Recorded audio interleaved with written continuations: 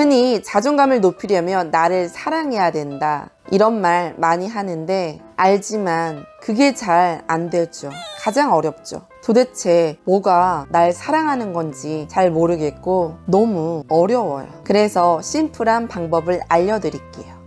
먼저 그 전에 이야기 하나 해드릴게요. 어느 날 한 사람이 갑자기 죽어요. 너무 갑자기 죽어서 그 모습이 추해요. 그래서 이 사람은 귀신이 되어 친한 지인을 찾아가요. 그리고 부탁을 합니다. 자기가 잠옷바람으로 이상한 모습으로 죽어 있으니 빨리 자기 집에 가서 괜찮은 옷으로 갈아입혀주고 멋있는 자세로 의자에 앉혀주라고요. 그 말을 듣고 지인은 너무 황당했지만 어쩔 수 없이 부탁을 들어주게 됩니다. 이렇게 지인의 도움으로 본인이 원하는 모습이 된 사람은 그제서야 마음을 놓고 하늘로 가게 되는데요. 이 스토리가 정말 웃기고 황당하지만 이렇게 우리 사람은 죽음보다도 더 남의 시선을 두려워하고 죽어서까지도 편히 쉬지 못한다는 강한 메시지를 담고 있어요. 저는 강사라 정말 다양한 사람들을 많이 만나게 되는데 실제 자존감이 결여되어 있는 사람들을 많이 보게 돼요. 참 매력적이고 괜찮은 사람인데 자존감이 결여되어 그 빛을 내지 못하는 모습을 보면 정말 안타까워요. 자존감. 이 자존감은 자기를 사랑하고 존중하는 마음이에요. 스스로를 가치 있는 존재로 여기고 자신을 믿는 거죠. 방송에서 자존감이 높은 사람과 낮은 사람들을 대상으로 실험을 했는데 자존감이 높은 사람은 남을 이해하는 공감 능력도 높았고 자존감이 자아상이나 공감 능력에도 관련이 있어요. 자기에 대한 긍정이 있는 사람들은 나를 사랑하기 때문에 마음이 따뜻해서 다른 사람이 실수하고 나쁜 행동을 하더라도 그걸 책망하기보다 이해하고 보듬어 줄 수 있어요. 어때요? 여러분들은 자존감이 높은 편인가요? 보통 이렇게 물어보면 자존감이 높다고 대답하는 사람은 정말 적어요. 한 조사에 의하면 자기 자신에 대해 만족합니까? 라는 질문에 그렇다고 대답한 비율은 45%로 굉장히 낮았고 같은 조사에서 잘 풀릴지 알 수 없는 일에 의욕적으로 몰두할 수 있는가? 이 질문 역시 낮았어요. 사실 이런 자세가 자존감에 큰 영향을 끼쳐요. 자존감은 선천적으로 타고날 뿐 아니라 후천적으로 만들 수도 있는데 잘 풀릴지 알 수 없는 일에 어떤 자세로 임하는지가 자존감을 만드는 과정에 큰 영향을 끼칩니다. 내가 무엇을 잘해서가 아니라 내가 무엇을 잘하지 못해도 있는 그대로의 나를 사랑해보세요. 나 자신을 진심으로 사랑한다면 다른 사람도 나를 존중하기 마련입니다. 자신감은 내가 무언가를 잘할 수 있겠다고 생각하는 것이고 자존감은 내가 무언가를 잘하지 못해도 나 자신을 사랑할 수 있는 마음입니다. 남들 눈에 내가 어떻게 보이는 것이 아니라 살면서 자신의 내면을 돌아보고 살아온 나를 정리할 줄 아는 마음이 중요합니다. 가장 현명한 사람은 자신만의 방향을 따르는 사람입니다. 여러분도 충분히 자존감을 높일 수 있어요. 자, 그럼 이제 본격적으로 자존감을 높이기 위해서는 어떤 것들이 있는지 알아볼게요. 첫 번째는 새로운 일에 도전해보기. 뭐든 상관없이 지금까지 안 해봤던 거. 자존감이 높은 사람은 새로운 일에 도전하는 걸 두려워하지 않아요. 지금에 안주하면 더 이상 새로운 나를 만날 수 없고 새로운 모습을 보일 수 없다는 걸 잘 알고 있죠. 반대로 계속 하던 것만 하고 새로운 걸 밀쳐내면 나 스스로도 한심하게 느껴져 자존감은 계속 떨어질 수 있어요.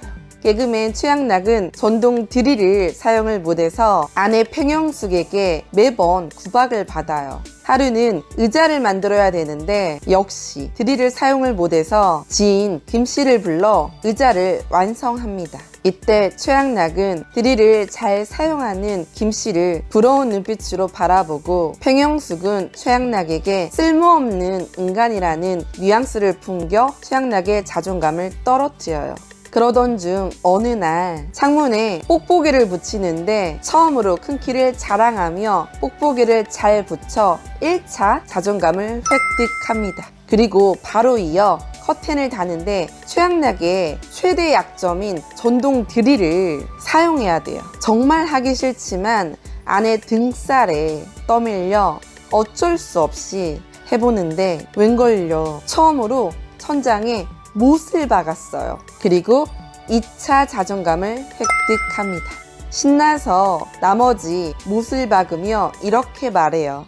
아, 이거 뭐 별거 아니네. 뭐야, 김씨는 그냥 아래로 못을 박았지만 난 위로 천장에 못을 박으니 내가 더 어렵네. 김씨 뭐 별거 아니네. 라며 전에 없던 허세를 떨어요. 근데 전 그 모습이 보기 좋았어요. 최양락이 그동안 전동 드릴을 사용을 못한 건 못해서가 아니라 바로 안 해봐서 몰랐던 거죠. 당연히 생소하니까 못하는 게 맞죠. 누구나 처음은 어려워요. 하지만 이 새로운 걸 해내면 동시에 새로워질 수 있어요. 그러니 맨날 하는 것만 하지 말고 새로운 걸 해보길 추천합니다. 다음 두 번째는 경험의 축적. 이것도 첫 번째랑 같은 맥락인데 뭐든 다양한 경험을 해보세요. 자존감이 낮은 사람들은 컴퓨터 게임과 같은 일에 과다 몰입하는 그런 활동을 하는 편이었고요. 자존감이 높은 사람들은 친구들과 관계를 많이 하고 다양한 활동을 균형감 있게 합니다. 누가 뭘 제안하면 바로 할게요, 해볼게요 라고 하시고요. 따로 제안이 없으면 뭐든 찾아서 경험을 해보세요. 삶에서 경험은 자존감에 큰 영향을 줍니다. 어떤 긍정적인 경험과 부정적인 경험을 했느냐에 따라 자존감은 변해요. 경험을 거듭해서 할 수 있는 일이 늘어나게 되면 사람은 자신을 좋아하게 됩니다. 자기 긍정감이 강화하게 되는 거죠. 뭐든 되면 좋고 안 되면 어쩔 수 없고 항상 이런 마음가짐이면 뭘 하든 잘 될 수 있어요. 이건 눈에 띄지 않지만 조금씩 티 안 나게 앞으로 나아가고 있어요. 안 돼도 얻는 게 있고 잘 돼도 얻는 게 있죠. 이렇게 자신이 좋아지면 자신에 대해 더욱 흥미를 느끼게 됩니다. 이때 자신이 어떤 걸 했을 때 기분이 좋고 어떤 걸 힘들어하는지 뭘 잘하는지 좀 더 세부적으로 자기에게 집중하게 돼요. 자신을 알게 되는 과정에서 긍정적인 부분과 부정적인 부분을 모두 알게 되죠. 어느 쪽이든 상관없이 전부 받아들일 수 있으면 자신을 진정으로 사랑하게 됩니다. 이러면서 미래에 자신에게 기대를 품을 수 있게 돼요. 그러니 꼭 해보시길 바라고, 이렇게 새로운 일로 자존감을 획득했다면 이제 그 자존감이 도망가지 않도록 잘 잡아두어야 돼요. 그러기 위해선 세 번째, 꾸준히 일을 해내는 것. 이때 일의 크기는 상관없어요.